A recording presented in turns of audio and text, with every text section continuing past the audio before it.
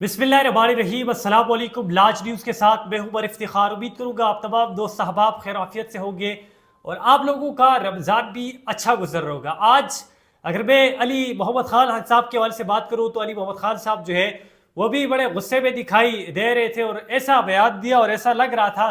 कि अब मोहसिन नकवी साहब जो है ना उनकी खैर है, उसके साथ साथ जो निगरान वज़ीर आज़म थे अनवर उल हक काकड़ साहब, उनकी भी खैर नहीं है। उन्होंने कानूनी कुछ नुकात उठाए हैं, कुछ आर्टिकल के हवाले से बात की है और वो भी आप लोगों के साथ आज रखेंगे। उसके साथ साथ सुन्नी इत्तेहाद कौंसिल के सरबराह का एक बयान सामने आया है पाकिस्तान तहरीक इंसाफ के हवाले से। वो बयान क्या है, आया वो मिलेंगे नहीं मिलेंगे, इस हवाले से बड़ी अहम पेशरफ्त हुई है, उस हवाले से भी आज गपशप करेंगे। और जो इंसाफ लॉ फर्म है पाकिस्तान तहरीक इंसाफ का, उन्होंने भी तबाही मचा दी है, हलचल कर दी है और अनएक्सपेक्टेड था लेकिन उन्होंने एक कार्रवाई कर दी है और ऐसी जगह कर दी है जहां पर आप लोग सोच भी नहीं सकते। उस हवाले से भी गपशप करेंगे लेकिन शुरुआत करते हैं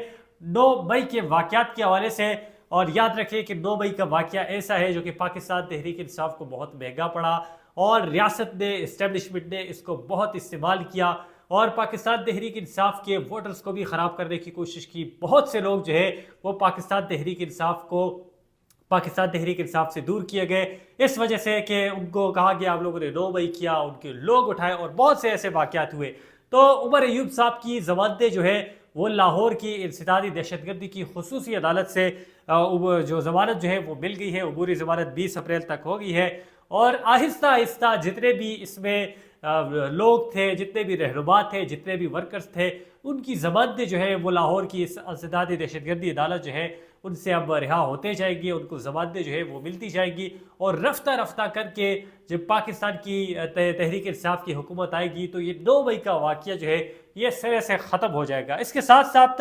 मैंने कहा कि अली मोहम्मद खान साहब ने बहुत बड़ा बयान दिया है और डान न्यूज़ के साथ खासकर उन्होंने गुफ्तगू की है। तो उन्होंने कहा कि निगरान सेटअप जो होता है, निगरान वज़ीर आज़म साहब जो होते हैं वो असम्बली के लिए इलेक्शन नहीं लड़ सकते, वो असम्बली के किसी भी काबीना में नहीं बैठ सकते। और उन्होंने जिक्र किया आर्टिकल 224(1)B का और साथ ये कहा कि इस आर्टिकल के तहत निगरान सेटअप जो है अगर इलेक्शन नहीं लड़ सकता तो वो आगे कैसे आ सकता है, वो काबीना में कैसे बैठ सकता है। उन्होंने कहा कि एक अनवर उल हक काकड़ साहब जो कि सेनेट के लिए आ रहे हैं और मैंने आप लोगों को पहली भी वीडियोस में बताया था कि अनवर उल हक काकड़ साहब जो है उनके लिए रास्ते जो है वो बनाए जा रहे और लग ऐसे रहा है कि उनको चेयरमैन सेनेट जो है वो बना दिया जाए। खैर अब तक पीपल्स पार्टी जो है वो कह चुकी है कि हमारा कोई इरादा नहीं है कि हम अनवर उल हक काकड़ साहब को चेयरमैन सेनेट बनाए, लेकिन लग ऐसे रहा है कि अनवर उल हक काकड़ साहब जो है वो चेयरमैन सेनेट बने। तो उन्होंने कहा कि अनवर उल हक काकड़ साहब जो है वो उम्मीदवार नहीं हो सकते सेनेट के, ये गलत है, ये आर्टिकल के मुताबिक नहीं है, ये कानून के मुताबिक नहीं है। इसके साथ साथ उन्होंने मोहसिन नकवी के हवाले से भी कहा कि ये लोग तो निगरान सेटअप से थे, ये लोग किस तरह इतने बड़े बड़े मनसब पर, किस तरह इतने बड़े बड़े ओहदों पर ये लोग आ सकते हैं, फायज हो सकते हैं। और कुछ लोगों का तो ये भी कहना था कि जो मोहसिन नकवी साहब है उन्होंने अच्छा काम किया, गुड बॉय रहे और लोगों को उठाया, पाकिस्तान तहरीक इंसाफ के जो वर्कर्स थे उन्हें इधर उधर किया, वोट्स जो है वो चुराए, इस वजह से इनको ये तोहफा जो है वो मिला है। आप लोगों की क्या राय है इस पर, आप लोग भी कमेंट सेक्शन में बताएं कि अनवर हक काकड़ साहब जो है इनको होना चाहिए, खड़ा होना चाहिए या नहीं होना चाहिए। जबकि वजीर इत्तलात अता ताहर साहब उनका ये कहना है कि ये आर्टिकल जो अली मोहम्मद खान साहब बता रहे ये कौमी असम्बली की नशस्तों पर होता है जबकि सेनेट की नशस्तों पर नहीं होते। उन्होंने कहा कि अली जफर के हवाले से ले लें, जिस तरह वो पिछले निगरान सेटअप में वजीर कानून थे लेकिन अब वो सेनेट में है, तो इसी तरह ये लोग भी इस सेनेट में आएंगे और ये लोग इंतखाबात जो है सेनेट के उम्मीदवार जो है ये बन सकते हैं। इसके साथ साथ मैंने कहा कि सुन्नी इत्तेहाद कौंसिल के जो सरबराह है हामिद रजा साहब, उन्होंने कहा है कि पाकिस्तान तहरीक इंसाफ और सुन्नी इत्तेहाद कौंसिल की जम होने की बातें हो रही है और ये कहा जा रहा है कि सुन्नी इत्तेहाद कौंसिल जो है ये पाकिस्तान तहरीक इंसाफ में जम हो जाए, लेकिन मेरे साथ अभी तक इस तरह कोई जो मशवरा वगैरह है या मशावरत जो है वो नहीं की गई। और जब भी मेरे साथ मशावरत की गई तो मैं कोशिश करूँगा कि अपनी पार्टी के साथ बात करूँ और उनको बनाऊँ। साथ उन्होंने ये कहा कि मुझे इसमें कोई भी मसला जो है वो नहीं है, मैं जो है इजीली इसमें जम हो सकता हूँ। और अगर पाकिस्तान तहरीक इंसाफ के लोग उम्मीदवार हामिद रजा साहब से बात करें और हामिद रजा साहब अपनी पार्टी से बात करें तो मुझे ऐसा लगता है और मेरा इस पर यह तज्जिया है कि सुन्नी इत्तेहाद कौंसिल जो है ये पाकिस्तान तहरीक इंसाफ में जम हो सकती है और ये बड़ी अच्छी बात है पाकिस्तान तहरीक इंसाफ के लिए। इसके साथ साथ अगर मैं वलीद इकबाल साहब के हवाले से बात करूँ, पहले शरफ अफजल बरवत साहब ने तनकीद की اور انہوں نے کہا کہ مخصوص نشستوں کے لیے ہم نے جو سنی اتحاد کونسل میں شمولیت اختیار کی یہ درست نہیں تھی، یہ ہم سے غلطی ہوئی، اس پہ ہم نے جلدی کی، کسی ایسی پارٹی کا انتخاب کرنا چاہیے تھا کہ جنہوں نے جو مخصوص نشستیں ہیں ان کے لیے درخواست دی ہوئی ہوتی تو ہمارے لیے آسانی ہوتی۔ ہم لوگ اتنی قانونی پیچیدگیوں میں نہیں پڑتے، جس پہ اچھی خاصی تنقید بھی ہوئی، لیکن آج جو سینیٹر ولید اقبال صاحب ہیں انہوں نے بھی مخصوص نشستوں کے حوالے سے تنقید کی اور کہا سنی اتحاد کونسل میں شامل ہونا بہت بڑی غلطی تھی، بہت بڑا بلنڈر تھا، ایسی پارٹی کا انتخاب کرنا چاہیے تھا جنہوں نے مخصوص نشستوں کے حوالے سے پہلے سے دیکھا ہو۔ تو میرے خیال سے پاکستان تحریک انصاف کی لیگل ٹیم کو دیکھنا چاہیے تھا، کیونکہ ایک طرف تو عمران خان کی رہائی کے لیے لگے ہوئے ہیں، دوسری طرف مینڈیٹ چوروں کے حوالے سے لگے ہوئے ہیں، اور تیسری طرف سے نشان کے حوالے سے بھی ہے، انٹرا پارٹی الیکشن کے حوالے سے بھی ہے، اور مخصوص نشستوں کے حوالے سے بھی ہے۔ تو لیگل ٹیم کس طرف جائے، وہ کون سا کیس دیکھے، وہ کون سے کیس کے حوالے سے لڑے؟ تو پہلے سے اس پر فوکس کرنا چاہیے تھا، دیکھنا چاہیے تھا، کسی ایسی پارٹی کا انتخاب کرنا چاہیے تھا جنہوں نے درخواست جو ہے وہ دی ہوتی۔ اس کے ساتھ ساتھ میں اگر بات کروں سندھ ہائی کورٹ کے حوالے سے، اور میں نے کہا کہ جو انصاف لا فورم ہے انہوں نے بہت بڑا چھکا مارا ہے، اور سندھ ہائی کورٹ میں درخواست دی ہے اور کہا ہے کہ عمران خان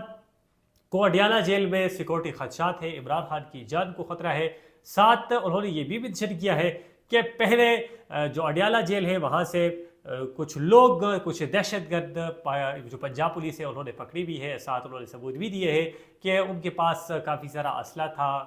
نقشہ تھا، دیگر چیزیں تھیں، اور ساتھ انہوں نے یہ بھی منشن کیا ہے کہ انصاف پاکستان تحریک انصاف کے جو بانی چیئرمین ہے عمران خان، اگر ان کے ساتھ ملاقات کرنے کے لیے نہیں دے رہے تو اس سے لگ رہا ہے کہ پاکستان تحریک انصاف کے جو چیئرمین ہے، بانی چیئرمین، ان کی جان کو خطرہ ہے۔ ساتھ انہوں نے یہ بھی منشن کیا کہ اجازت کرنے دے اور پاکستان تحریک انصاف کو فل بم پروف سیکورٹی جو ہے، جو سیکورٹی ہے وہ پرووائڈ کی جائے۔ تو میرے خیال سے بہت اچھی بات ہے، سندھ ہائی کورٹ اب اچھے فیصلے جو ہے مجھے ایسا لگ رہا ہے دے گی، کیونکہ پہلے بھی سندھ ہائی کورٹ جو ہے وہاں سے اچھے فیصلے آئے ہیں، خاص کر ایف آئی اے کے حوالے سے بات کروں، جو ٹویٹر بند تھا، انٹرنیٹ بند تھا، اس حوالے سے بڑی اچھی باتیں جو ہے وہ سندھ ہائی کورٹ کی طرف سے آئی ہے۔ جبکہ اگر میں اسلام آباد ہائی کورٹ کے حوالے سے بات کروں تو جیل سپرنٹینڈنٹ کو آڑے ہاتھوں لیا ہوا تھا، اور سے پوچھا تھا کہ آپ کیوں ملاقات کرنے نہیں دیتے، آپ کیوں اس طرح نہیں کرتے، اور بہت سے ایسی پیچیدگیاں تھی۔ جیل سپرنٹینڈنٹ جو ہے وہ کافی پریشان تھا، ایک طرف تو وزارت داخلہ کا مراسلہ تھا، دوسری طرف پاکستان تحریک انصاف کی لیگل ٹیم کا جو پریشر تھا وہ تھا، اسلام آباد ہائی کورٹ کے فیصلے تھے۔ تو اب بڑے پریشان ہیں کہ کیا کریں کیا نہیں کریں، لیکن مجھے ایسا لگ رہا ہے کہ عمران خان کے دو ایسے کیسز ہیں جس میں بہت جلد پاکستان تحریک انصاف کو انصاف مل جائے گا، بشریٰ بی بی کو انصاف مل جائے گا، اور پھر ایک کیس رہ جائے گا جس پہ پاکستان تحریک انصاف کے جو بانی چیئرمین ہے عمران خان وہ بہت جلد باہر آ جائے گی۔ اس کے ساتھ ساتھ میں نے کہا کہ الیکشن دوبارہ ہوں گے، پی بی 50 میں الیکشن دوبارہ کروانے کے حوالے سے سپریم کورٹ میں قاضی فائز عیسی صاحب نے حکم دے دیا ہے، اور ساتھ یہ کہا کہ یہ الیکشن کمیشن کا کام تھا، الیکشن کمیشن کے جو ٹریبیونل تھے ان کے کام تھے، لیکن یہ چیزیں ہمارے حوالے کر دی ہے اور ہم ان کیسز کو نہیں سن سکتے، یہ چھوٹی چھوٹی چیزیں ہیں، ان کو آپ لوگ خود دیکھا کریں، اور ساتھ فریقین کی رضامندی پر وہاں پر الیکشن جو ہے پی بی 50 میں دوبارہ کرانے کا حکم دے دیا ہے۔ اور اب مجھے ایسا لگتا ہے کہ پاکستان تحریک انصاف کے جو دیگر لوگ ہیں وہ بھی وہاں پر جائیں گے اور یہ درخواستیں دیں گے کہ ہمارے ساتھ زیادتی ہوئی ہے، الیکشن کمیشن ہماری نہیں سن رہا ہے اور الیکشن کمیشن ہمارے ساتھ زیادتی کر رہے ہیں، تو ہو سکتا ہے کہ رفتہ رفتہ ایک حلقے کا پھر الیکشن جو ہے وہ بھی ہو۔ اس کے ساتھ ساتھ بتانا چاہوں کہ شرف افضل مروت صاحب جو ہے وہ ایف آئی اے میں پیش ہوئے، اور ایف آئی اے میں پیش ہونے سے پہلے صحافیوں نے ان سے سوالات پوچھے کہ آج آپ ایف آئی اے پیش ہو رہے ہیں تو بتائیں آپ کے پاس ثبوت ہے، تو انہوں نے کہا میرے پاس آج ثبوت ہے، اور اگر ایف آئی اے نے مجھ سے ثبوت کے حوالے سے پوچھا تو میں ثبوت دوں گا۔ اور یاد رہے کہ ایف آئی اے نے شرف افضل مروت صاحب کو طلب کیا تھا، اور اس ٹویٹ پر طلب کیا تھا کہ شرف افضل مروت صاحب نے کہا تھا کہ میرے سر پہ سپاری دی گئی ہے، مجھے قتل کرنے کی کوششیں ہو رہی ہے، پیسے جو ہے وہ دیے جا رہے ہیں۔ تو دیکھتے ہیں کہ کیا ہوتا ہے، مزید جو بھی کارروائی ہوگی انشاءاللہ آپ لوگوں کو اپڈیٹ کرتے رہیں گے۔ اب تک ڈھیر سارا خیال رکھیے گا، دیکھتے رہیے لاج نیوز۔ تھینک یو، السلام۔